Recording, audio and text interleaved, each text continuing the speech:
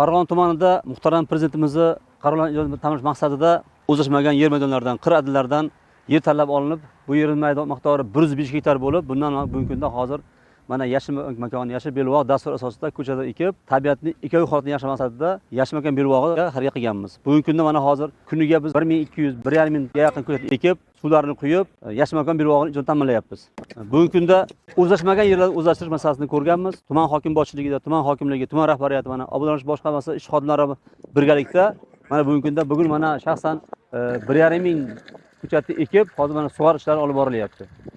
Bundan tashqari mana tomcha sug'orish ishlarini yo'lga qo'yganmiz. Uni ham hozir harakatini qilyapmiz. U ham hozir 1-2 kunda har bir daftar tomcha suvlari oqib, men o'ylaymanki, Farg'ona tumanida muhtaram prezidentimizni mana shu yashil belbog', yashil makon dasturida chiqqan qarorlarni ijroini ta'minlaymiz.